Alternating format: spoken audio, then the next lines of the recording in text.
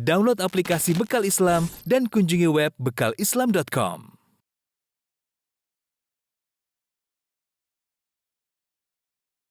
Assalamualaikum warahmatullahi wabarakatuh. Alhamdulillahi ala ihsani wa syukru lahu ala taufiqihi wa amtinani. Asyhadu an la ilaha illallah wahdahu la syarika lahu ta'ziman li sya'ni. Wa asyhadu anna Muhammadan abduhu wa rasuluhu da'ila ridwani. Allahumma salli alaihi wa ala alihi wa ashabihi wa ikhwani. Hadirin dan hadirat yang dirahmati oleh Allah Subhanahu wa taala. Alhamdulillah, puji dan syukur kita panjatkan kepada Allah yang masih memberikan kita karunia sehingga pada pagi hari ini kita bisa berkumpul dalam rangka saling nasihat menasihati. Dan alhamdulillah pada kesempatan kali ini kita akan bahas satu dosa yang tidak seorang pun dari kita yang selamat dari dosa tersebut. Cuma bedanya ada yang banyak, ada yang sedikit. Ibu-ibu minimal menggibah bapak-bapaknya ya. Minimal. Belum menggibah yang lainnya. Bapak-bapak juga menggibah istri-istrinya kadang-kadang. Oleh karenanya ya kita semua perlu diingatkan kembali.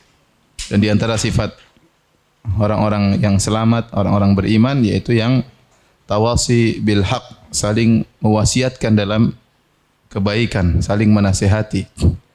Ya, wa tawasi bis sabr, dan saling menasihati dalam kesabaran. Pembahasan ini semakin penting pula di zaman sekarang ini yang dimana medsos adalah suatu kebutuhan primer. Tidak ada yang bisa lepas dari namanya medsos. Bukan cuma ibu-ibu sosialita saja, bahkan anak-anak kecil sudah bermedsos ria. Ya. Sehingga namanya kita tahu dunia medsos, dunia yang menarik dengan karena gibah yang banyak. Maka seorang kalau tidak hati-hati, bisa jadi setiap hari dia punya saldo tambahan dosa gibah. Ibu yang dirahmati Allah Subhanahu wa taala, pembahasan ini lebih penting lagi tatkala ditujukan kepada para ibu-ibu. Karena dunia ngerumpi, dunia gibah itu sangat ramai di kalangan ibu-ibu. Mengingat mereka baper ya. Berbeda dengan bapak-bapak, pembahasannya tidak terlalu banyak gibah. Biasanya bapak bahasnya masalah bisnis, masalah ekonomi. Paling ramai bahas poligami ya. Tapi kalau ibu-ibu ya gibah sangat banyak. Karenanya Allah Subhanahu wa taala berfirman dalam surat Al-Hujurat. Ya, kata Allah Subhanahu wa taala, ya ayyuhalladzina amanu la yaskhar qaumun min qaumin asa an yakunu khairan minhum. Wahai orang-orang beriman, janganlah sebagian kalian mengejek sebagian yang lain. Bisa jadi yang diejek lebih baik daripada yang mengejek. Setelah itu Allah mengkhususkan penyebutan ibu-ibu, wala nisaun min nisain. Dan janganlah sebagian wanita mengejek sebagian wanita yang lain. Asa an yakunna khairan minhun. Bisa jadi yang diejek, wanita-wanita yang diejek lebih baik daripada wanita-wanita yang mengejek. Sebagian ulama mengatakan kenapa Allah mengkhususkan penyebutan ibu-ibu setelah kaum mukminin? Karena sarana untuk ejek mengejek di antara mereka sangat banyak. Ya. Ibu-ibu bisa mengejek yang lainnya gara-gara tas misalnya. Itu tasnya tas model lama masih dipakai terus misalnya. Ya, ibu-ibu bisa mengejek tatkala datang ke rumah temannya. Kirain rumahnya bagus, ternyata jorok misalnya. Dan itu biasa di antara ibu-ibu. Ya. Kadang-kadang ketemu anak yang lain, anaknya yang digibahin, ya. Anak temannya digibahin. Ketemu suami temannya digibahin ya. Ketemu pembantu temannya digibahin. Semuanya bisa jadi bahan ejekan. Mulai dari sepatu, model baju, kemudian sendal, kemudian tas, anak-anak, rumah, suaminya, mobilnya, semua bisa jadi bahan ejekan di antara ibu-ibu. Karenanya wajar jika kemudian Allah Subhanahu wa taala mengkhususkan penyebutan ibu-ibu setelah menyebutkan kaum muslimin secara umum. Makanya saya katakan tadi, pembahasan ghibah ini adalah pembahasan yang sangat penting untuk kita semua secara umum. Bapak-bapak, ibu-ibu, ya, laki-laki, perempuan, tetapi lebih penting lagi buat ibu-ibu. Maka kita harus tahu apa hakikat ghibah. Ya. Terutama ya, banyak berita-berita yang laris tatkala isinya ghibah. Setan menghiasi seorang untuk berlezat-lezat mendengar berita ghibah atau menonton berita ghibah. Karena memang kemaksiatan itu ada kelezatan. Kemaksiatan itu ada kelezatan. Kata setan, la uzayyinanna lahum fil ard. Sungguh aku akan menghiasi kemaksiatan bagi mereka anak-anak Adam di atas muka bumi. Makanya di antara kelezatan yang haram adalah kelezatan mendengar berita ghibah, kemudian kelezatan membaca berita ghibah, menonton berita ghibah, dan itu yang laris di medsos. Yang laris di medsos. Ghibah tentang si fulan, tentang si fulana, tentang ini, tentang pejabat ini, tentang artis ini, tentang ustadz ini, tentang macam-macam ya. Maka kalau kita tidak punya barometer dalam hal ini, tidak punya filter, tanpa kita sadari setiap hari kita punya tambah deposit dosa ghibah. Ibu-ibu dan bapak yang dirahmati oleh Allah Subhanahu wa taala, maka apakah itu ghibah? Nabi SAW pernah berkata, "Atadruna mal ghibah?" Nabi berkata, "Tahukah kalian apa itu ghibah?" Kata para sahabat, "Allah wa rasuluhu a'lam." Allah dan Rasulnya yang lebih mengetahui. Maka Nabi berkata, "Al-ghibatu dzikruka akhaka bima yakrah." Ghibah adalah engkau menyebutkan tentang saudaramu dengan perkara yang dia tidak sukai untuk disebutkan. Engkau menyebut tentang saudaramu tentang perkara yang tidak sukai, dia sukai untuk disebutkan. Kemudian sahabat bertanya, "Ya Rasulullah, in kana fi akhi ma aqul." Ya Rasulullah, kalau ternyata apa yang aku sebutkan tentang keburukan saudaraku itu ternyata benar adanya, bagaimana ya Rasulullah? Maka Nabi mengatakan, "In kana fi akhika ma taqul, ya faqad iktabtahu wa illa faqad bahattahu." Kalau apa yang kau ucapkan tentang saudaramu memang benar adanya, maka itulah ghibah, kata Nabi sallallahu alaihi wasallam. Kalau ternyata tidak benar, maka itu dusta. Ghibah plus. Ghibah plus. Karena sebagian orang tatkala dia melakukan ghibah, kita tegur, "Ya ukhti, jangan ghibah." Benar kok, yang saya bilang benar kok. Saya enggak bohong. Justru kalau kamu enggak bohong, itulah apa? Ghibah. Kalau kamu bohong, ghibah plus. Ghibah plus dusta. Perhatikan, ini definisi ghibah. Dari sini kita sadar betapa sering kita melakukan ghibah, bercerita tentang saudara kita dengan perkara yang tidak kita sukai. Ya. Dalam banyak hal, kata para ulama umum, zikruka ya akhaka bima yakrah. Engkau menyebut tentang saudaramu bima dengan suatu yang dia tidak sukai. Ma di sini kalau dalam bahasa Arab namanya ma al-mausulah, memberikan faedah keumuman, yaitu kau menyebutkan perkara apapun yang dia tidak sukai. Contoh, kita berbicara tentang fisiknya. Itulah itu perempuan itu yang gemrot itu ya, misalnya itu. Yang bibirnya doer itulah ya, misalnya itu kena. Misalnya itu berarti kita bicara tentang fisiknya, yang kurus kerempeng misalnya, yang pesek hidungnya, itu semua ghibah ya. Ya. Yang nonong kepalanya misalnya ya. Ya. Dan bicara tentang fisiknya ya. Ya, ini semua adalah ghibah. Itu berbicara tentang fisik sang wanita tersebut. Kita berbicara tentang keluarganya. Oh, yang anaknya nakal itu ya. Yang itu namanya kita gibahin dia. Siapa seorang ibu suka dibilang anaknya nakal? Enggak ada yang suka, meskipun anaknya nakal. Dia enggak suka anak yang nakal tersebut disebut-sebut. Maka kalau kita nyebutin ibu yang lain, kita bilang yang ibu yang anaknya nakal itu, berarti kita telah menggibahnya. Atau kita bicara tentang suaminya, ya. Yang suaminya yang inilah, yang itu ya. Ini sama, kita menggibah berkaitan dengan keluarganya. Contoh, kita menggibah dia berkaitan tentang agamanya. Oh, itulah, itu akhwat itu loh yang kalau pengajian tidur terus ya, itu sama. Ya, itu berarti kita menyebut keburukan tentang agamanya. Ya. Ya.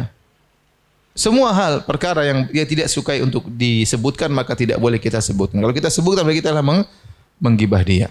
Ya. Kita telah menggibah dia. Taib. Gibah ini dosa besar atau dosa kecil? Ada khilaf di kalangan para ulama tentang gibah, hukumnya dosa besar, dosa kecil. Namun jumhur ulama, kebanyakan ulama, mayoritas ulama mengatakan bahwasanya gibah adalah dosa besar. Ada segelintir ulama, 2-3 orang yang mengatakan gibah adalah dosa kecil. Tetapi yang benar gibah adalah dosa besar. Adapun dalil-dalil yang menunjukkan ghibah dosa besar banyak. Di antaranya kata Allah Subhanahu wa taala, ya. Wala yaktab ba'dukum ba'dha. Ayuhibbu ahadukum ayyakula lahma akhihi maitan fakarihtumuh. Fattaqullaha innallaha tawwabur rahim. Dalam surat Al-Hujurat. Kata Allah Subhanahu wa taala, saya kurang lupa ayat berapa, ayat belasan ya. Kata Allah Subhanahu wa taala, janganlah sebagian kalian menggibah sebagian yang lain. Apakah salah seorang dari kalian suka ya untuk memakan bangkai saudaranya dalam kondisi jadi bangkai? Apakah tentu dia tidak suka. Di sini Allah Subhanahu wa taala menganalogikan, memisalkan orang yang menggibah dengan memakan bangkai saudaranya. Dari sisi mana? Dari sisi ghibah itu diambil dari ghaibah, artinya orang yang kita jelek-jelekan tidak hadir di hadapan kita. Dia sedang tidak ada, kita ngomongin tentang dia. Kita sedang ngerumpiin dia, dia tidak hadir. Maka seperti mayat yang sudah tidak bisa berbuat apa-apa. Sudah jadi bangkai, mau kita cabik-cabik, dia tidak bisa membalas, dia tidak bisa membela dirinya. Mau kita potong dagingnya, mau kita makan, dia tidak bisa membela dirinya. Maka ghibah disamakan dengan orang yang memakan bangkai mayat. Dan kita tahu bahwasanya memakan bangkai manusia hukumnya haram, dosa besar. Tidak boleh. Apalagi mayat tersebut adalah ya teman sendiri, bahkan saudara sendiri. Makanya Allah mengatakan, ayuhibbu ahadukum an yakula lahma akhihi. Apakah salah seorang dari kalian suka untuk makan bangkai daging saudaranya sendiri? Tentu dia tidak mau. Jika memakan bangkai saudara sendiri, merusak mayat seseorang, kita potong dagingnya, kemudian kita makan, hukumnya dosa besar, maka demikian juga apa? Ghibah. Karena ghibah disamakan dengan makan bangkai saudara sendiri. Dan ini perkara yang sangat menjijikkan yang Allah tunjukkan. Kenapa? Karena saudara seharusnya kita bela, bukan kita jatuhkan. Ya. Kalau kita punya saudara dijelekan, harusnya kita bela, bukan kita malah rendahkan, bukan kita jatuhkan, harusnya kita bela. Tatkala kita menjatuhkan dia, menghinakan dia, merendahkan dia, tidak hadir, maka seakan-akan kita sedang makan bangkai dia ya. Jangan kita makan bangkai manusia. Sapi saja yang halal. Kalau sudah jadi bangkai, jadi bau, kita enggak mau makan. Apalagi ternyata daging tersebut daging saudara kita sendiri. Bahkan terkadang ibu-ibu ngerumpi ibu-ibu pengajian yang lain. Saudari yang ibu-ibu ngerumpi tersebut, yang ibu ghibah tersebut ternyata teman pengajian.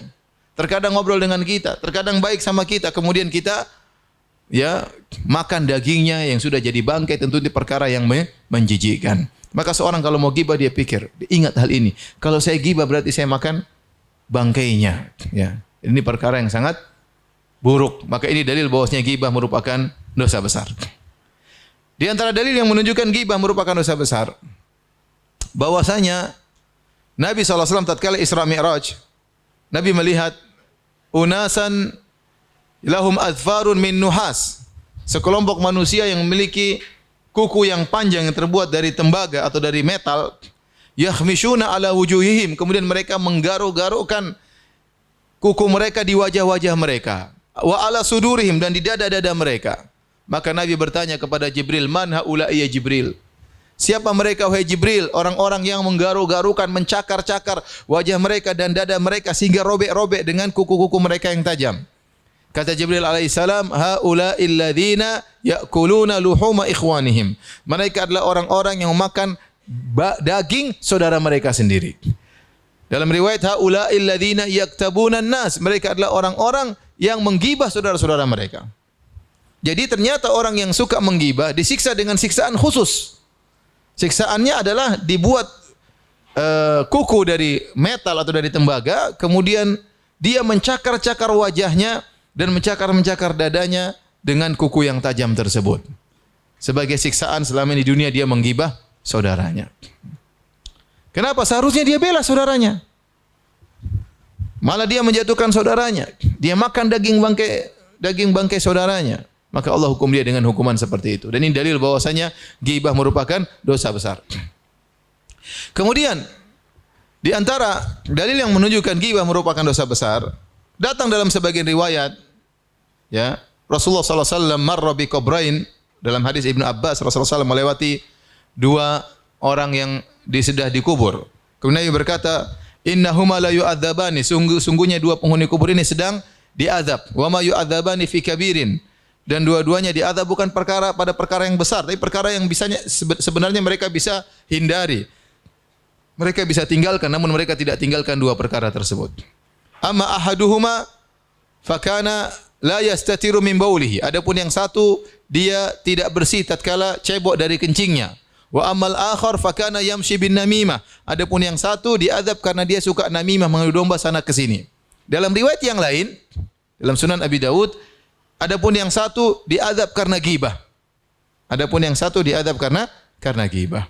Sehingga sebagian ulama menjamakkan dua riwayat ini. Satu mengatakan diazab karena namimah, yang satu disebutkan bahwasanya dia diazab karena ghibah, karena seorang yang melakukan namimah mau tidak mau dia pasti ghibah. Itu tidak. Orang yang melakukan namimah, jalan si ke A, pergi ke A, dia jelek-jelekan si B. Dia pergi ke B, dia jelek-jelekan si A. Berarti orang yang melakukan namimah pasti dia melakukan apa?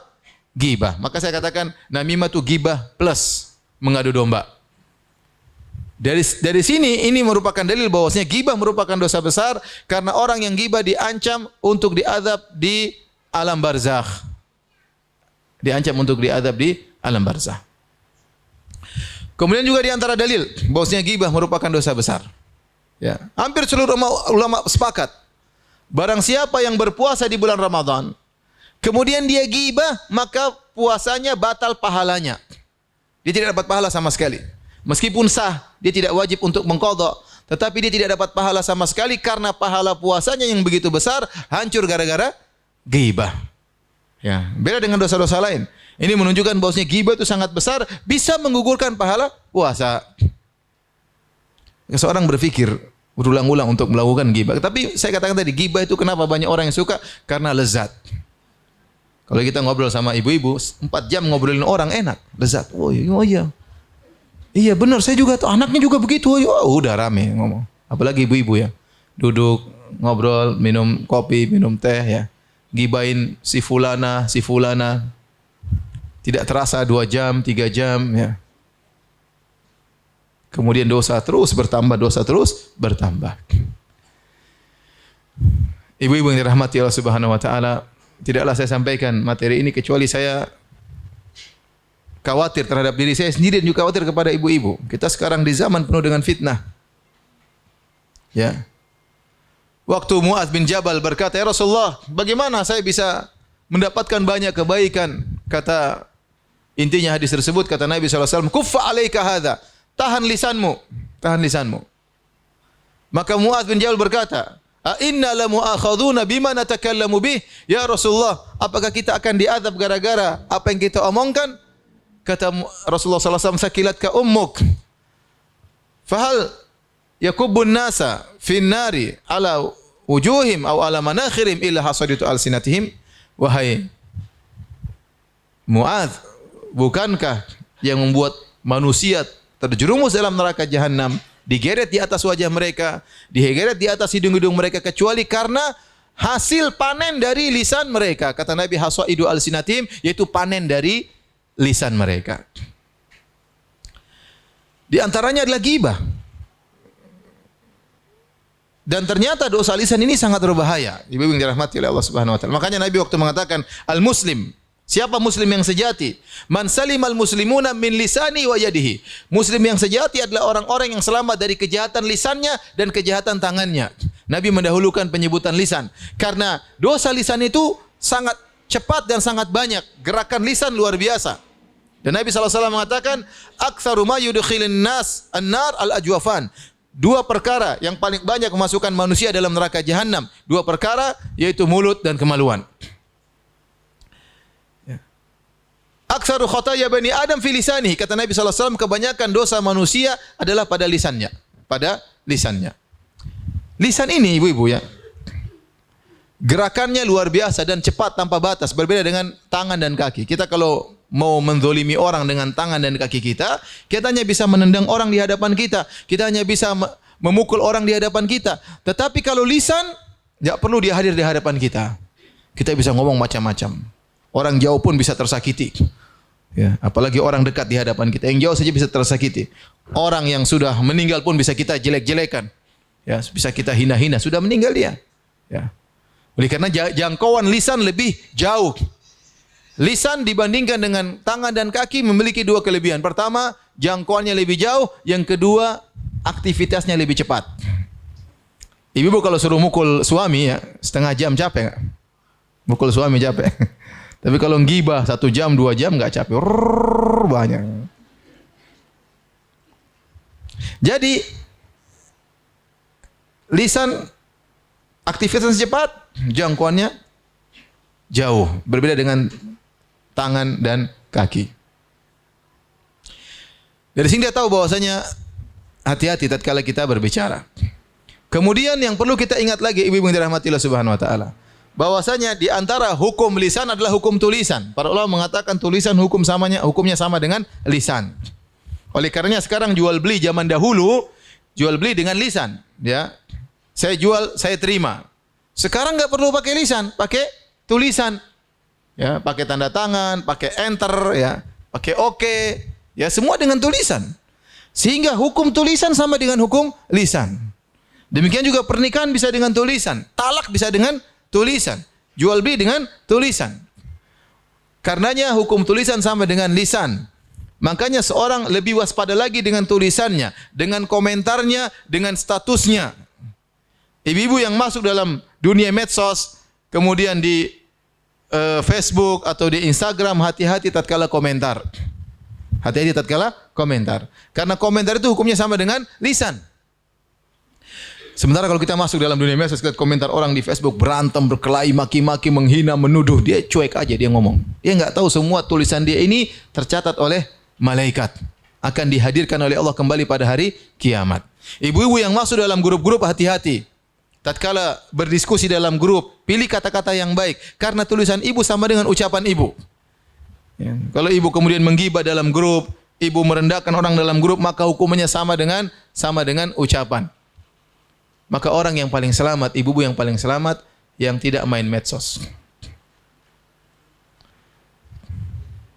Ibu-ibu yang paling selamat, yang tidak punya grup WhatsApp. Adakah ibu-ibu tersebut? Nggak ada ya. Zaman sekarang mana ada ya. Semakin kita buka grup WhatsApp, semakin rentan untuk terjerumus dalam hal-hal yang haram. Semakin kita buka akun medsos, semakin rentan kita melihat gibah, mendengar gibah, atau ikut menggibah. Intinya, saya tidak mengatakan terlarang, tapi hati-hati, waspada. Masing-masing kita membatasi diri kita pada yang perlu. Ibu yang dirahmati Allah Subhanahu wa taala.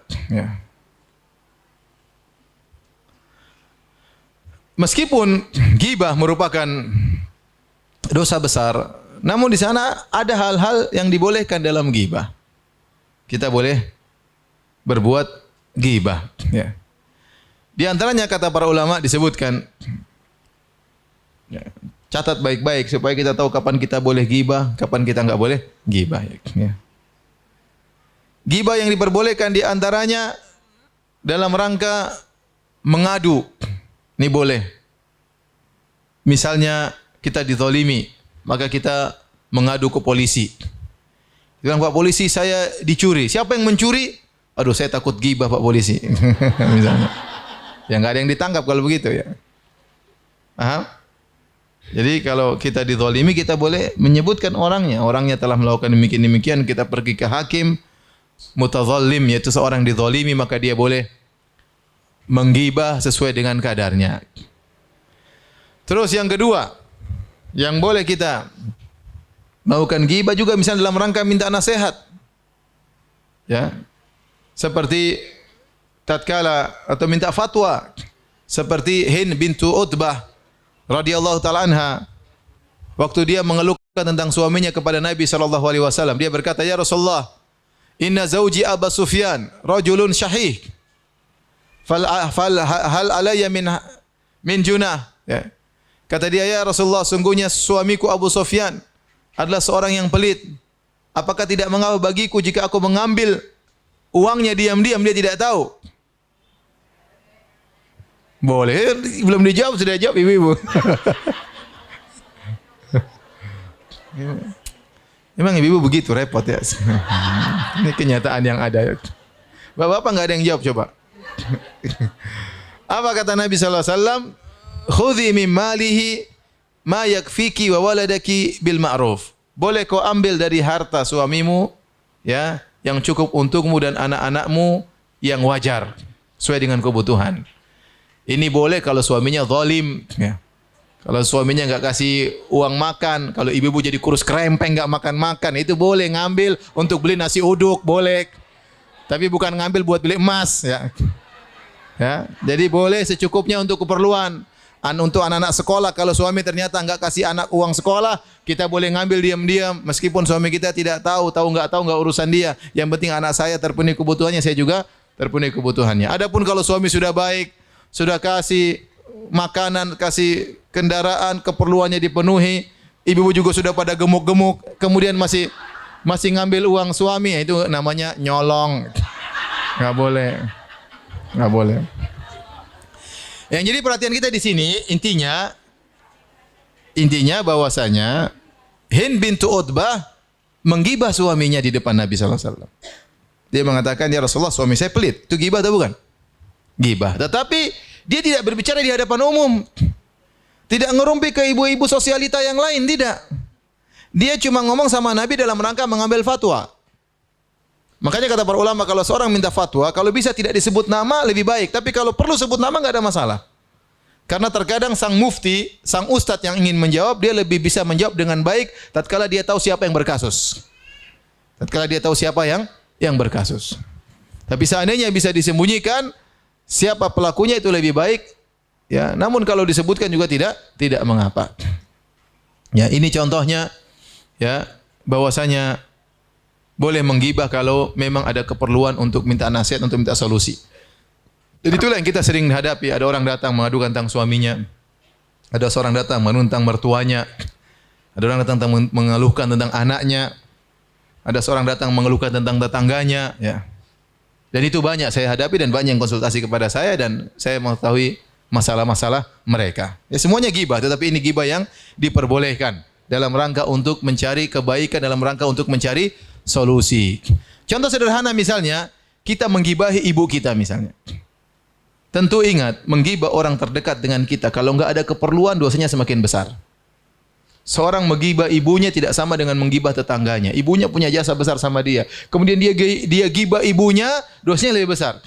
Seorang wanita menggibah suaminya tidak sama dengan menggibah dengan temannya.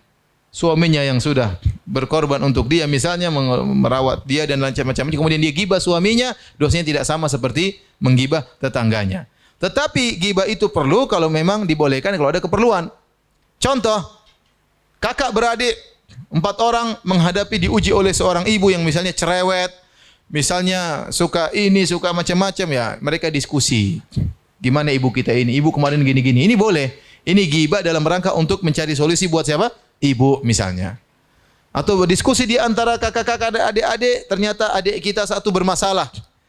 Ya, terjebak dalam hal ini, hal anu, maka kita ceritakan kejelekannya untuk dicari solusinya, maka ini tidak mengapa. Sebagaimana tadi Hind bintu Utbah menyampaikan keluh kesahnya kepada Nabi sallallahu alaihi wasallam dengan menggibah suaminya. Oleh karena ibu-ibu kalau ada masalah, tidak semua orang kita curhatin. Kita hanya boleh curhat kepada orang yang kira-kira amanah dan bisa kasih solusi. Kalau ternyata tidak amanah, tidak bisa kasih solusi, maka jangan kita curhat. Berarti kita gibah. Enggak ada faedahnya kita curhat. Berarti kita gibah. Tahan mulutnya, tahan hati. Sakit memang di dada, tapi tahan. Cari orang yang tepat untuk kita diskusikan. Sehingga dia bisa kasih masukan dan dia amanah, tidak cerita sana sini. Karena ada tipe sebagian orang yang bangga, dia tahu masalah orang banyak, dia bangga. Oh, saya tahu itu masalahnya. Oh, itu saya tahu masalahnya. Oh, repot seperti ini.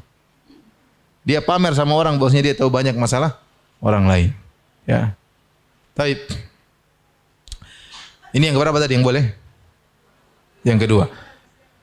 Kemudian ghibah yang diperbolehkan juga di antaranya adalah li ta'rif, untuk menjelaskan. Contoh, misalnya di kampung ada dua orang yang namanya Agus. Yang satu Agusnya kurus, yang satu Agusnya gemuk. Kalau orang tanya sama kita, kamu kenal Agus enggak? Agus yang mana? Yang gembrot apa yang kurus? Berarti kita gibah dia. Tetapi gibah ini tujuannya bukan untuk mencelat, tapi untuk menjelaskan yang mana. Oleh karenanya sebagian ulama hadis menyebutkan seorang perawi dengan gelar Al-A'raj Al-A'mash. Al-A'raj adalah Abdurrahman bin Hurmuz namanya, tetapi dia dikenal dengan A'raj. A'raj itu orang yang pincang. Dia seorang perawi terkenal, thiqah, tapi dia memiliki sifat kepincangan sehingga sifat dia mendominasi namanya. Orang malah tidak kenal namanya, malah kenal apa? Gelarnya si pincang. Tapi bukan untuk menghina, tapi untuk menjelaskan dia ini si pincang, perawi yang sangat hebat, tapi kakinya apa? Pincang. Ini diperbolehkan. Seperti Sulaiman bin Mihran, namanya Al-A'mash. Al-A'mash itu orang yang pandangannya kurang jelas. Tetapi disebut diberi gelar Al-A'mash bukan dalam rangka untuk menghina dia, tetapi untuk membedakan dia daripada yang lain, ya. Karena yang namanya Sulaiman banyak, yang namanya Abdurrahman banyak, ya udah dia Al-A'mash yang pandangannya agak terganggu. Ini boleh bukan dalam rangka untuk menghina. Seperti ya Allah sebutkan dalam Al-Qur'an, ya. Abasa wa tawalla an ja'ahul a'ma. Kata Allah, Rasulullah sallallahu alaihi wasallam bermuka masam dan berpaling tatkala datang kepadanya seorang yang buta. Orang yang buta tersebut namanya Ibnu Ummi Maktum, tapi Allah sebutkan kebutaannya itu karena keperluan. Ada keperluan untuk menjelaskan dia ini buta, seharusnya orang ini diperhatikan bukan malah dicuekin. Sehingga Allah menegur Nabi sallallahu alaihi wasallam. Nah, seorang tahu dia tatkala menyebutkan aib seseorang dalam rangka untuk mencela, untuk menghina, untuk menggibah atau untuk menjelaskan. Kalau dia niatnya untuk menjelaskan, maka tidak mengapa. Tidak berdosa sama sekali. Taib, di antara gibah yang diperbolehkan adalah untuk beri peringatan. Untuk memberi peringatan. Ada seorang namanya Fatimah bintu Qais radhiyallahu taala anha. Dia baru saja selesai masa iddahnya. Siap untuk menerima lamaran. Tiba-tiba ada dua orang ngelamar dalam waktu yang sama. Yang satu namanya Abu Jaham, yang satu namanya Muawiyah. Maka dia pun datang kepada Nabi SAW. Dia berkata, ya Rasulullah, dua orang pemuda ngelamar saya. Satu namanya Abu Jaham, satu namanya Muawiyah. Bagaimana menurut anda? Maka Nabi menggibah Muawiyah dan menggibah Abu Jaham dalam rangka untuk memperingatkan. Kata Nabi SAW, amma Muawiyah fasu'lukun la malalahu. Adapun Muawiyah dia miskin, enggak punya uang, tidak bisa menafkahimu. Wa amma Abu Jaham, ya, fala yadha'u an atiqihi. Adapun Abu Jaham fadarrabun linisa, suka pukul istri. Kata Nabi, jangan nikah ini sama jangan ini. Satu miskin nanti enggak bisa nafkahi, yang satu tukang pukul. Kamu bisa sering dipukul oleh suamimu. Maka Nabi berkata, ingkahi Usamah, nikahlah dengan siapa? Usamah. Disebutkan Usamah seorang yang hitam, ya. Tetapi waktu dia nikah sama Usamah, dia merasakan kebahagiaan karena dia menikah dengan anjuran siapa? Nabi sallallahu alaihi wasallam. Maka ini contoh, kita menyebutkan kesalahan seorang namun ini penting, kalau tidak dia bisa dapat mudarat. Misalnya seorang datang sama saya, Ustaz kenal si fulan enggak? Ini saya kenal. Ustaz dia mau mudharabah, mau invest atau saya mau invest ke dia. Bagaimana menurut Ustaz? Saya harus jelasin. Ini enggak beres, dia begini. Enggak boleh saya sembunyikan. Kalau seakan-akan saya yang akan berinvest dengan dia, maka saya harus jelaskan. Misalnya pernah ada seorang ibu-ibu datang ke saya dengan misalnya tanya, tanya tentang si fulan. Ustaz kenal si fulan enggak? Kenapa? Anak saya, putri saya mau dilamar sama dia. Ustaz kenal enggak? Saya pernah ditanya demikian. Ya, saya harus jelaskan ini laki-laki ini bagus atau tidak, apa yang saya ketahui. Seakan-akan dia mau menikahi putri saya sendiri. Ya, maka saya memberi nasihat meskipun saya harus menyebutkan kekurangannya. Dan ini tidak mengapa. Ada seorang ustaz cerita. Dia didatangi setelah pengajian ada seorang suami dan istri ingin ketemu dengan dia, bapak dan ibu-ibu. Majelis khusus, ingin ketemu secara khusus. Maka kemudian satu cerita, datanglah suami istri ini ketemu sang ustaz ngobrol. Kemudian suami istri ini bercerita, Ustaz, putri kami sudah besar, sudah dewasa, saatnya menikah, ya. Kata ustaz tersebut, saya pikir saya mau ditawarin putrinya. Ternyata kata ibu tersebut, enggak. Ini ada murid ustaz mau ngelamar apa? Mau ngelamar ini anak saya, gimana menurut ustaz? Nah itu, wajib bagi ustaz menjelaskan dengan ilmu yang dia tahu, tidak boleh dia sembunyikan. Bahkan dalam kondisi tertentu kata para ulama, jika memang dia ini sering menipu banyak orang, kita harus ingatkan. Kemaslahatan dia dengan merobek harga dirinya tidak mengapa demi menyelamatkan banyak orang. Dalam kaidah usul fikih, dalam kaidah fikih dikatakan ya yudfa atau apa namanya yurtakab atau ditolak kemaslahatan khusus demi kemaslahatan yang besar. Ya, enggak ada masalah. Ya. Atau yutahammal ad-dararul khas lidaf'i ad-dararil 'am. Kemudaratan yang individu dijalankan dalam rangka untuk menolak kemudaratan yang lebih besar. Contoh, si fulan terkenal tukang bohong. Kalau kemana-mana dia bohongin orang, investasi di mana-mana dia tipu orang. Kemudian dia mulai beraksi di kota Jakarta, dia mulai beraksi di kota Bekasi, dia mulai beraksi di kota sana, kota Bandung, dia beraksi di kota Sumatera misalnya. Nah, kita kalau tahu kita nggak boleh diam, haram kita diam. Karena kalau kita diam banyak orang akan sana 100 orang ketipu, sini 1000 orang ketipu. Kita gimana? Anda tahu Anda harus sampaikan, tidak boleh Anda diam. Oleh karena Imam Nawawi rahimahullah taala berkata, jika ada seorang dikenal tidak amanah dalam mengurus uang umat, harus dibongkar orang ini. Contoh, seorang ngurus masjid. Ternyata orang banyak sumbangan, masjid nggak pernah berubah, nggak pernah renovasi, uangnya dia pakai sendiri. Dan itu terjadi. Ya. Saya pernah ketemu dengan salah seorang DKM masjid, dia cerita, Ustadz dulu, ini masjid tiap Jumat dapat kotak celengan. Selalu laporannya 2 juta tiap Jumat. Sekarang saya bikin sistem baru. Jadi kalau ada kotak celengan datang, hitung bareng-bareng di hadapan, nggak ada hitung belakang. Ternyata tiap bulan 8 juta. Jadi selama ini 6 juta kemana? Dan itu terjadi.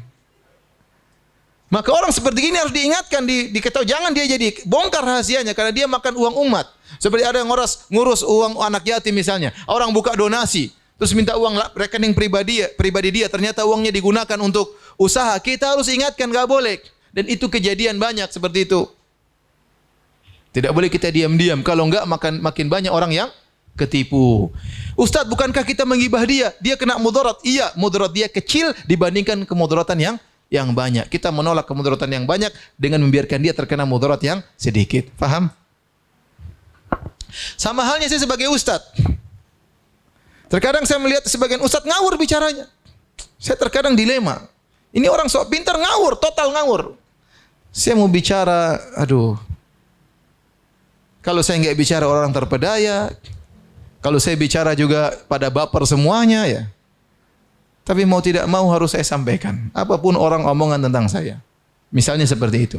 Karena kalau saya tidak bantah, saya bertanggung jawab di hadapan Allah Subhanahu wa taala. Kamu udah tahu dia salah, kamu tidak menjaga agama Allah. Ya. Seperti itu contoh. Masing-masing kita punya tugas masing-masing. Tapi maksud saya, contoh seperti itu.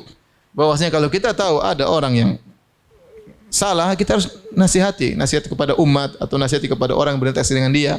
Sebagaimana Nabi SAW menasihati Fatimah bintu Qais tentang Muawiyah dan Abu Jaham. Kata para ulama, kalau itu hanya kemudaratan kecil, apalagi kemudaratan yang terbesar. Orang ini menyebarkan pemikiran yang merusak, tersebar satu Nusantara. Ya kita harus jelasin. Biar orang tahu bahwasanya ini apa? Salah. Mau orang terima enggak terima, yang penting Anda sudah menjalankan tugas Anda di hadapan Allah Subhanahu wa taala. Tapi di antara ghibah yang boleh, ini yang keberapa? Masa baru 4? Yang keberapa? Yang kelima ya. Coba diulang, yang pertama apa? Mengadu. Yang kedua? Yang ketiga? Yang keempat? Ya. Yang kelima, boleh menggibah seorang yang mujahir bil ma'siyah, yaitu terang-terangan bermaksiat, itu enggak ada masalah. Ya, misalnya apa? Dia buka aurat terang-terangan di medsos. Kita gibah pada kesalahan dia itu aja, tidak lebih daripada itu. Ya. Misalnya dia kemudian terang-terangan minum khamar atau melakukan maksiat terang-terangan, maka tidak mengapa menggibah orang tersebut karena tidak perlu ditutup-tutupi, dia sendiri telah membongkar apa? Aibnya. Paham? Itu tidak tidak mengapa. Seorang misalnya dia melakukan zina, kemudian dia sebar perzinahannya seperti terjadi di zaman sekarang, maka orang seperti itu tidak mengapa kita gibahin. Karena dia sendiri memang tidak malu dengan apa yang dia lakukan. Tidak malu dengan apa yang dia lakukan. Ya. Karena sudah tersebar di mana-mana, sudah terbongkar di mana-mana, maka tidak mengapa kita menggibah dia karena dia sendiri telah membongkar aibnya sendiri. Taib, ini di antara hal-hal gibah yang diperbolehkan, maka seorang di luar daripada itu berusaha untuk menghindari gibah. Jangan sampai dia melakukan gibah. Taib, apa hal-hal yang bisa kita lakukan agar kita terhindar dari gibah? Bagaimana kiat-kiat agar kita terhindar daripada gibah? Kiat yang pertama, ibu yang dirahmati Allah Subhanahu wa taala, jangan buang-buang waktu kita sia-sia. Biasanya kita sibuk menggibah orang karena kelebihan waktu. Maka manfaatkan waktu kita dengan sebaik-baiknya. Kata Nabi SAW, min husni islamil mar'i tarkuhu ma la ya'ni. Di antara keelokan Islam seorang meninggalkan yang bukan urusannya. Nah, kita dalam kehidupan ini banyak urusan privasi kita yang harus kita kerjakan. Saya misalnya, saya punya urusan dengan ibu saya. Saya harus berbakti sama ibu saya. Bapak saya sudah meninggal dunia. Saya harus ngurusin istri saya. Saya mendidik istri saya, banyak keperluannya. Ya. Kemudian saya harus ngurus anak-anak saya. Anak-anak saya sudah 5. Masing-masing harus diperhatikan dengan spesifik. Yang sudah usia 16 tahun, beda dengan yang usia 14 tahun, yang beda dengan usia 11 tahun, beda dengan usia 8 tahun, beda usia 5 tahun. Masing-masing harus punya hak untuk saya tunaikan, harus saya perhatikan. Saya punya kegiatan dakwah. Saya punya kegiatan menulis. Ini saya bicara tentang diri saya. Ya. Maka seorang sibuk dengan privasinya. Makanya Rasulullah SAW pernah mengingatkan akan timbul fitnah. Kemudian Nabi memberi solusi, kata Nabi SAW, alaika bi khosati amrik. Maka hendaknya engkau sibuk dengan urusan privasimu. Nah, ibu-ibu privasinya banyak. Ibu harus ngurus suami, ngurus anak-anak, banyak. Kapan berbakti sama orang tua, kapan kita mau ngaji Al-Quran, kapan kita mau catat, kapan, banyak. Privasi kita ini banyak. Dengan kita tersibukkan dengan perkara yang bermanfaat, kita akan terkurang daripada ghibah dan yang lainnya. Ini yang pertama. Ya. Ya. Yang kedua, hilangkan penyakit kepo. Ya. Awal yang mengantarkan kepada ghibah adalah kepo. Makanya Allah Subhanahu wa taala sebut dalam Al-Qur'an, wala tajassasu wala yaktab ba'dukum ba'dha. Jangan kalian tajassus, pingin tahu cari-cari kesalahan orang, wala yaktab, dan jangan kalian berbuat ghibah. Ini seakan-akan menunjukkan tajassus, cari-cari tahu kesalahan orang, mengantarkan orang pada apa? Ghibah. Anti harusnya berterima kasih, bersyukur kepada Allah kalau aib orang tidak anti ketahui. Kita hidup lebih tenang ya akhi, ya ikhwan, ya akhwat, ya ummahat. Kalau kita tidak tahu aib orang, kita hidup lebih tentram. Kita lebih tentram. Betapa banyak orang datang ke saya mau cerita, saya bilang jangan cerita, saya enggak mau dengar. Saya enggak mau dengar. Kemudian ada ibu-ibu datang kepada saya sama istri saya. Ustaz, ini ada cerita tentang, enggak, saya enggak mau dengar. Saya mau cerita versi saya, enggak, saya enggak mau dengar. Istri saya juga bilang, enggak, sudah enggak usah. Tapi saya mau cerita, enggak mau dengar. Apa faedahnya? Saya enggak mau dengar. Dengar, kita akhirnya tahu kesalahan orang. Kalau sudah tahu kesalahan orang, akhirnya kita gatal pengen cerita sama orang. Tapi kalau kita enggak kepo, kita selamat dari ghibah. Kapan kita terjun dalam ghibah, kita kepo. Ya. Tajassus itu mencari-cari berita orang dengan melihat. Tahasus, kata Rasulullah SAW, la tajassasu wa la tahassasu. Jangan cari-cari kesalahan orang dengan melihat, dan jangan cari-cari tahu orang dengan mendengar. Gimana si fulan, gimana? Oh, gimana ininya? Mulai dengar-dengar. Mulai lihat sana, lihat sini. Buka akun Instagramnya. Apa sih yang dia posting sih? No kan. Nah, gitu boleh. Pantesan. Nah, ibu-ibu apalagi kan. Nah, itu namanya tajassus. Nanti buka Instagram, masa foto dia tidak berjilbab masih dimasukkan dalam Instagram. Nah, kan akhirnya kita ghibah. Kalau kesalahan itu depan mata kita, kita tegur. Tapi kalau ke depan mata kita, tidak diwajibkan kita untuk mengetahui kesalahan tersebut. Yang buat kita terjun dalam ghibah, kenapa? Karena kita sibuk dengan medsos, cari-cari tahu berita tentang orang. Masih banyak yang belum kita baca, cerita tentang Abu Bakar radhiyallahu anhu, tentang Umar radhiyallahu anhu, tentang Ummahatul Mukminin, tentang Aisyah, tentang Hafsah. Kita enggak tahu sejarah mereka.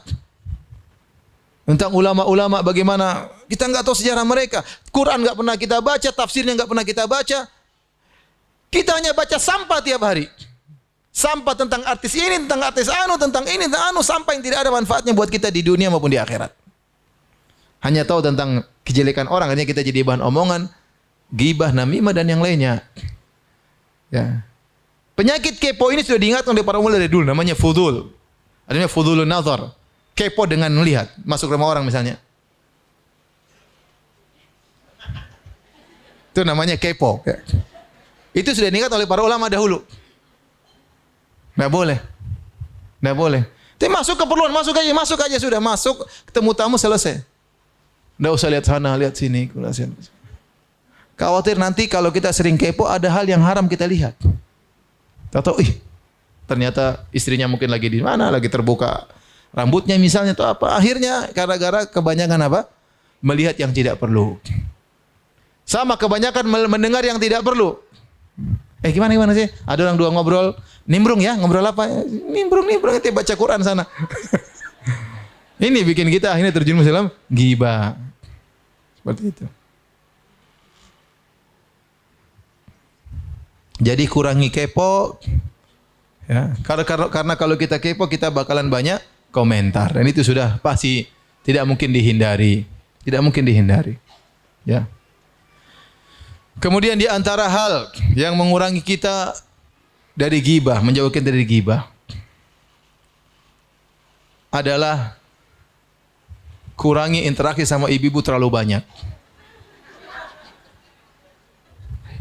Karena kita tahu ibu-ibu suka ghibah. Di mana-mana enggak ada ibu-ibu yang enggak ghibah. Benar atau tidak ibu-ibu? Benar ya. Saya kurang jelas. Benar atau tidak? Benar. Ya sudah. Enggak juga Ustaz. Enggak juga berarti iya juga. Jadi saya terus terang termasuk saya melarang istri saya. Saya bilang kamu bergaul jangan terlalu dalam-dalam bergaul sama, terlalu dekat-dekat. Kenal banyak orang enggak apa-apa. Tapi kalau sudah mulai akrab banget, tiap hari ketemu, wah ini kadang-kadang rawan ghibah ini lama-lama. Karena kata Nabi SAW, zur ghibban tasdad hubban. Kata Nabi, kunjungi sesekali, jangan sering-sering. Kalau kau kunjungi sesekali akan tambah saling mencintai. Maka dalam pergaulan kita nggak boleh sering ketemu, kecuali ada keperluan dakwah, keperluan proyek, nggak ada masalah. Tapi kalau nggak ada keperluan ketemu lagi, Umu saya main ke rumah Umu ya. Ya, besok lagi ya Umu ya. Seminggu 7 kali ya, nggak 7 kali ketemu tiap hari. Tapi hari pertama ketemu, ngobrol, ya nggak ada ghibah. Hari pertama selamat. Gimana pengajian tadi? Ya, gimana? Menurut anti ustadznya gimana? Mulai ghibah kan? Ghibahin ustadz. Ustadznya nggak menarik, ustadznya gini ngomel-ngomel dari tadi misalnya ya. Jadi maksud saya, kalau kita ketemu terlalu sering sama orang, mungkin obrolan pertama kita santai. Obrolan kedua masa kita ulangi lagi obrolannya. Cari bahan yang baru. Pertemuan ketiga mulai habis bahan kita ini.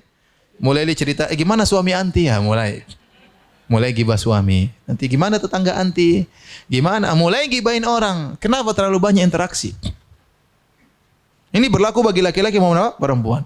Dan betapa banyak orang akhirnya bermusuhan gara-gara terlalu mencintai kawannya. Ibu-ibu ini sudah sering terjadi. Tadinya dekat-dekat sekali tahu-tahu musuh-musuhan. Luar biasa. Kedekatan yang begitu namanya dia bersahabat bukan karena Allah tapi karena syahwat berlebih-lebihan. Dan itu terjadi. Saya sering dengar itu kasus seperti itu. Akhirnya datang cerita ustaz gini, dulu dekat banget. Sekarang kayak Tom and Jerry udah ketemu. Udah. Ya Allah, kenapa? Berlebih-lebihan dalam pergaulan. Kita sayang sama seorang, tapi ingat ibu-ibu punya kewajiban ngurus suami, ngurus anak-anak, harus gimana berbakti sama orang tua. Kadang kita berlebihan sama kawan kita. Ini kita melalaikan kewajiban kita. Ya. Kemudian akhirnya kita terjerumus dalam banyak pembicaraan. Banyak pembicaraan. Ya. Yang berikutnya, agar kita terhindar dari ghibah. Kalau kita tahu ada seorang ibu-ibu yang mulutnya ember, suka ghibah, jauhi ember tersebut. Jauh. Jangan dekat-dekat. Karena kita akan terpengaruh. Ya, kita akan terpengaruh. Ya. Kalau kita sering dengar orang maki misalnya anjing, babi, kita akan terpengaruh lisan kita.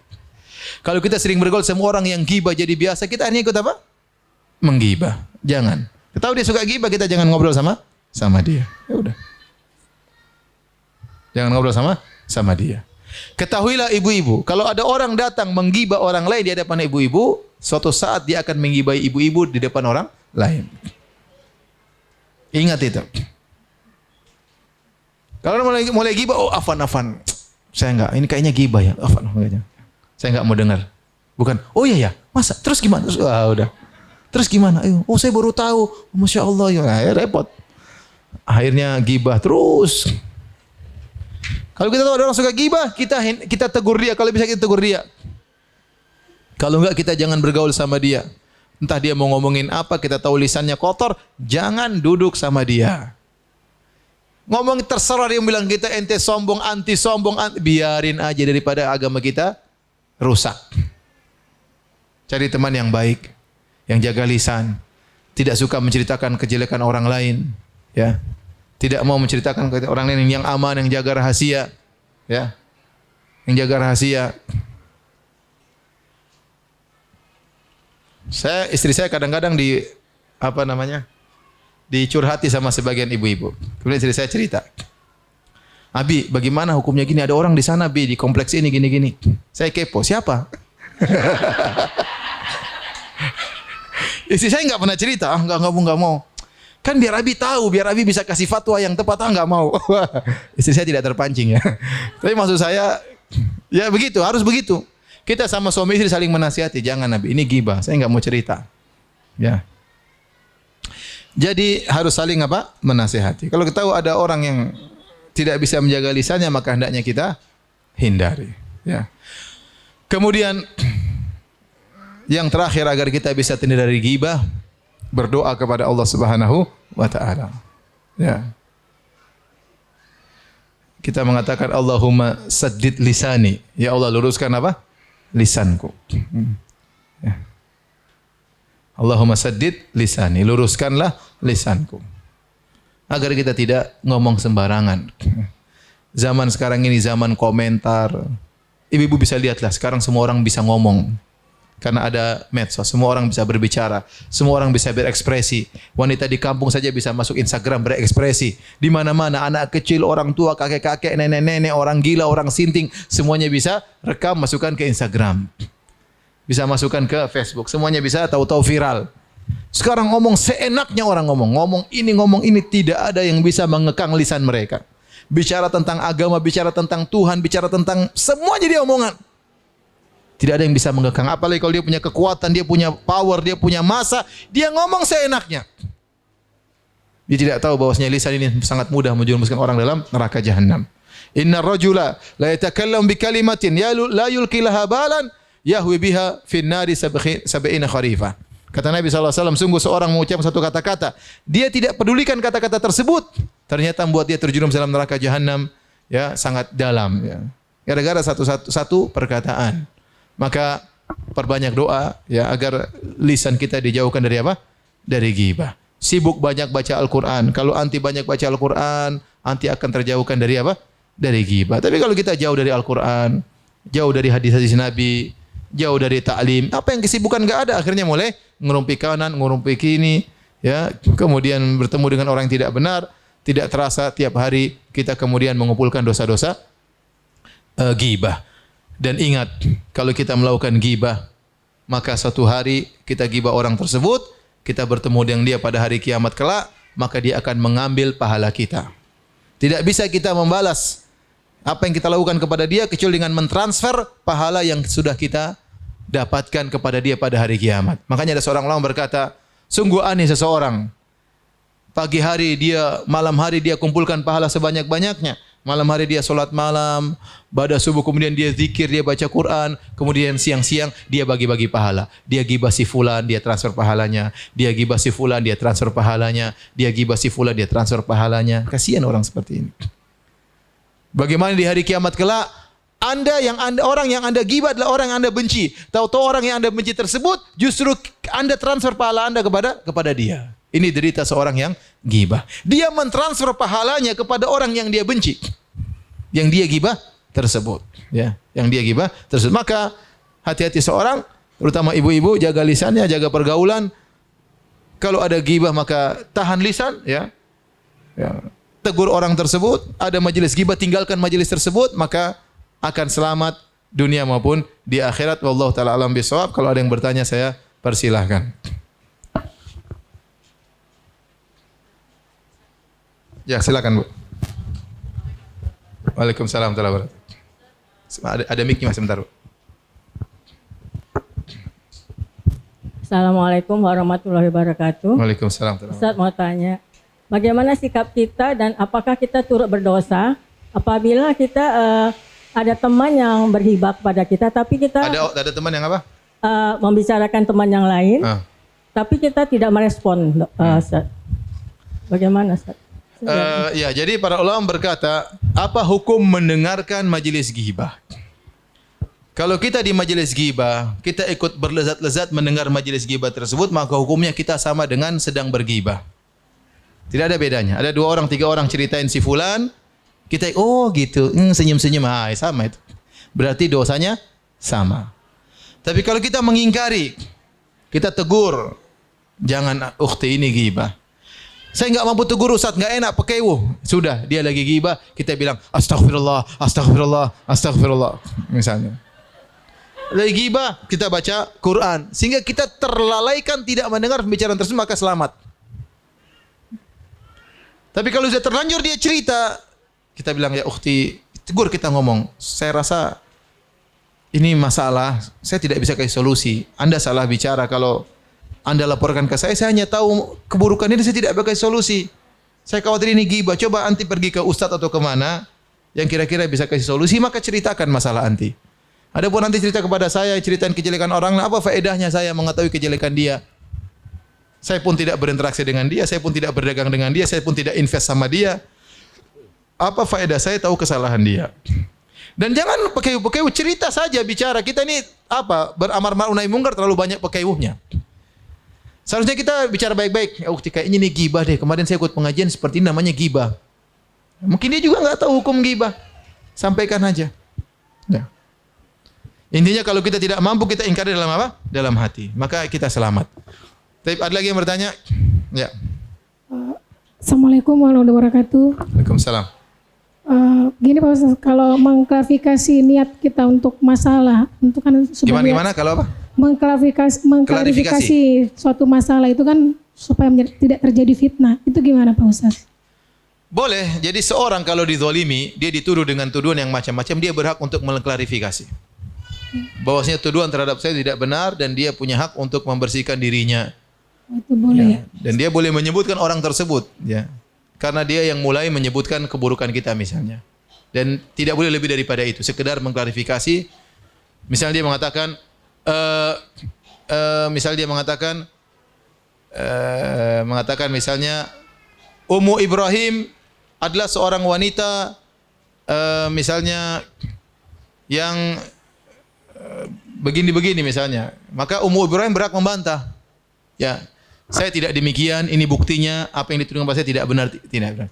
Jangan bilang justru dia yang pencuri, jangan. Enggak usah. Enggak usah, cukup kita membantah apa? Tuduhan kita sudah selesai. Enggak usah berlebihan.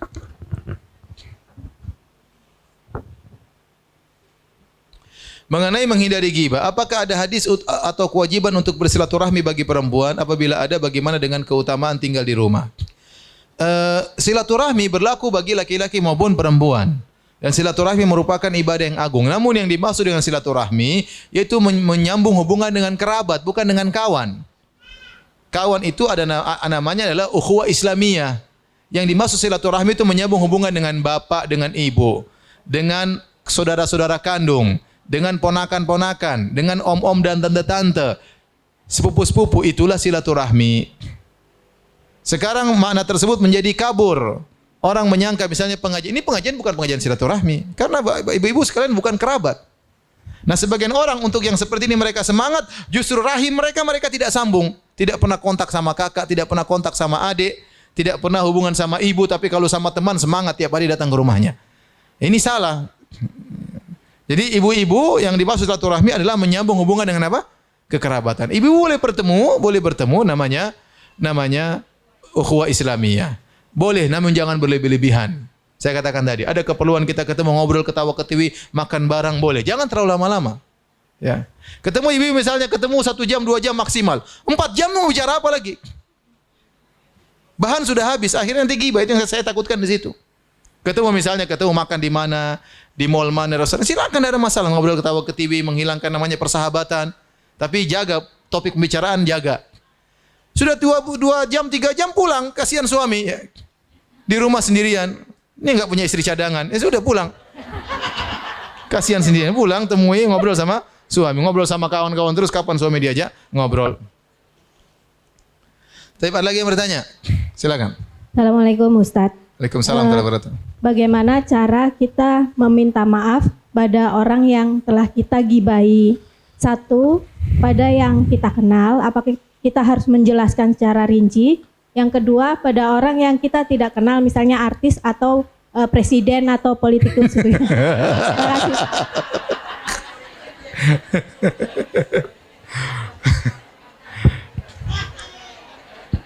Ibu-ibu ya. Jadi orang yang kita gibahi ada khilaf masalah ini. Ada yang mengatakan apapun terjadi kita harus minta dihalalkan kepada dia. Ya. Ada yang mengatakan tidak, ditinjau 2 kondisi. Ini pendapat yang lebih kuat. Ini pendapat yang Shalih Ibnu Qayyim rahimahullahu taala. Kita menggibahi orang ada 2 kemungkinan. Kemungkinan pertama, orang tersebut tahu kalau kita sudah menggibah dia.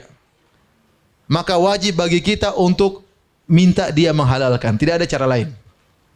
Dia sudah tahu anti menggibah dia. Ya sudah sampai kepada telinganya, anti menceritakan kejelekan dia. Mau tidak mau anti harus datang, minta dia maafkan, kasih hadiah misalnya, kasih muqaddimah, ya, bahwa gimana, kemudian datang minta maaf. Yang kedua, dia tidak tahu kalau kita menggibah dia. Kalau dia tidak tahu kita menggibah dia, maka pendapat yang benar tidak usah kita lapor-lapor. Bisa jadi terjadi perang dunia ya. Jadi nggak perlu kita lapor, cukup kita perbaiki nama baiknya, kita puji-puji dia di majelis yang biasanya kita menjelek-jelekan dia. Atau kita mendoakan dia agar diampuni dan sebagaimana kita juga diampuni. Tapi kalau sudah ketahuan kita menggibah dia, harus kita minta maaf sama dia. Saya baru baca kemarin kisah guru saya Syekh Abdul Razak hafizahullah taala. Syekh Abdul Razak ini orang yang tidak pernah saya dengar dia menggibah seorang pun seumur hidup saya bergaul sama dia. Tidak pernah menceritakan kejelekan seorang pun. Padahal saya bertahun-tahun sama beliau. Saya belum bisa meniru beliau. Tapi beliau mengajar saya S1, beliau mengajar saya S2, beliau mengajar saya S3 dan sering saya safar sama beliau, tidak pernah sekalipun dia menceritakan kejelekan orang lain. Dan itu bagi saya itu suatu keajaiban. Ya. Ya.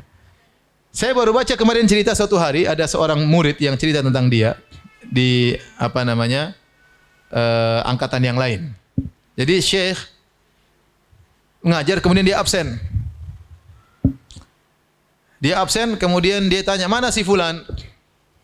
Si fulan tidak datang. Namanya fulan Sham. Sham itu artinya tidur. Puasa. Waktu itu kalau nggak salah bulan Ramadan. Misalnya namanya Muhammad Sham, yaitu Muhammad yang puasa.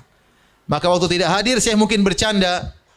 Syekh mengatakan Muhammad pun Sham puasa, kemudian dia letih, kemudian dia ketiduran, kemudian tidak ke kelas. Orang pada tertawa. Setelah itu subhanallah kemudian dia sadar. Bahwasanya ucapan tersebut adalah ucapan ghibah. Nah, dia bercanda aja. Beliau cuma mengatakan dia puasa, tidur, kecapean, kemudian tidak datang ke kelas. Akhirnya besoknya pas orang itu datang, Syekh datang kepada muridnya tersebut. Dia bilang, maaf muridku, kemarin saya gibah kamu, saya bilang gini-gini, saya minta maaf. Kata muridnya, enggak apa-apa, saya enggak apa-apa. Enggak, saya pingin kok, enggak apa-apa. Bagi dia biasa, tapi bagi Syekh itu bukan biasa. Sampai kemudian Syekh bawakan hadiah, bawakan buku yang banyak. Saya harap kamu memaafkan saya. Saya harap kamu, sudah sih saya sudah maafkan, tapi subhanallah. Itu kenapa? Karena dia tidak biasa gibah, sehingga sedikit saja ada salah ngomong, sinyalnya bunyi. Kita ini terlalu sering gibah, sehingga udah hal biasa. Sinyalnya udah mati. Harusnya kita baper kalau masalah gibah. Oh, ini gibah, ini baper. Masalah gibah nggak ada bapernya. Hilang perasaan kita. Mau ngomong ini, ngomong anu, ngomongin suami, ngomongin istri orang, ngomong semua. Subhanallah, semuanya tercatat. Jadi kita yang menyesal pada hari kiamat kelak. Taib, ada lagi yang bertanya? Silakan. Assalamualaikum Ustadz. Waalaikumsalam. Ada titipan pertanyaan di Instagram. Kalau istri habis ketemuan dengan ibu-ibu dan sudah menahan diri tidak ikut bergibah, terus setibanya di rumah dia sharing ke suaminya karena sesungguhnya dia tidak tahan mendengar cerita yang dia dengar tadi, itu termasuk gibah juga bukan? Enggak, jadi kalau dia sharing dalam rangka untuk mencari solusi ya. Suaminya mungkin nasihat, "Mas tadi saya ke sana orang pada gibah semua, enggak ada masalah." Yang penting tujuannya bukan untuk menjelek-jelekan yang lain, tapi untuk cari apa? Solusi. Tidak perlu dia sebutkan berita gibahnya, enggak. Dia cuma cerita tentang kondisi, "Saya tadi ke sana ternyata banyak ibu-ibu yang ngurumpi Mas, saya bagaimana Mas?" Ya, nanti Masnya kasih solusi, sudah kamu nasihatnya tuh kamu enggak usah lagi ngobrol sama mereka, itu enggak ada masalah. Tapi kalau dia bilang, "Mas, tadi saya dengar ibu ini bilang gini, ibu ini bilang gini," itu namanya gibah juga. Nukil gibah namanya. Itu namanya manser gibah. Jangan.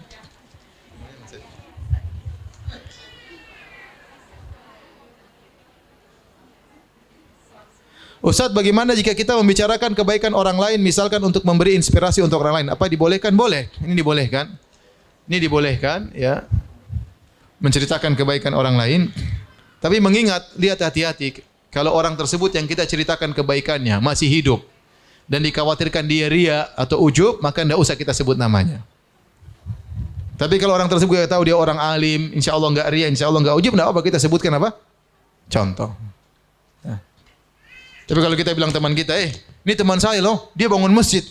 Ini, kepalanya langsung besar. Kasihan dia. Kasihan dia. Tadinya dia ikhlas jadi apa? Ria. Cukup kita bilang ada kawan saya kenal begini sudah selesai. Kecuali itu orang misalnya orang alim atau yang lain.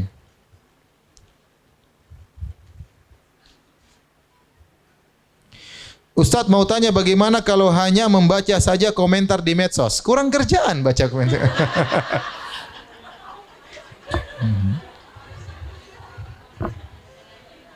Kurangi Bu, kurangi. Kasihan ibu-ibu habis waktu, ibu-ibu itu umur sudah lanjut ya, sudah usia lanjut. Ntar lagi udah keriput-keriput ya. Ntar lagi udah nenek-nenek, ntar lagi udah menopause ya, udah masih medsos terus, masih baca komentar orang, sudahlah. Baca sesekali, yang penting-penting enggak ada masalah. Waktu kita terbatas. Sudah berapa kali kita khatam? Coba tanya pada diri kita. Sudah berapa sedekah yang kita keluarkan? Coba tanya pada diri kita. Sudah berapa sekali kita menyenangkan hati ibu dan hati ayah kita? Coba kita renungkan. Sudah berapa rakaat kita sholat malam? Berapa rakaat sholat rawatib? Tanya pada diri. Itu bekal kita semua di akhirat. Nah, kalau bekal kita masih sedikit, hanya kita tahu diri. Bukan sudah berapa berita yang kita baca. Ya, ngapain? Berapa artis yang sudah kita kuliti misalnya. Ngapain?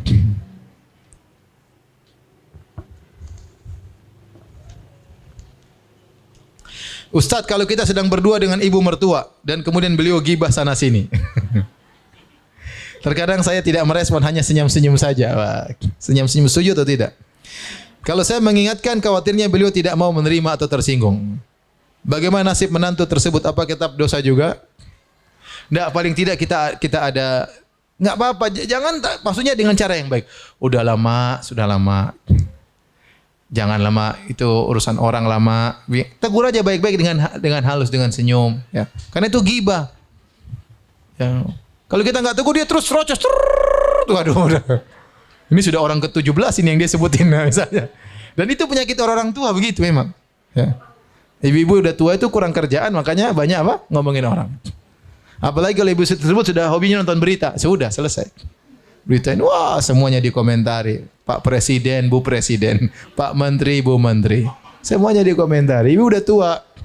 Kita bilang, komentar mama nggak ada manfaatnya.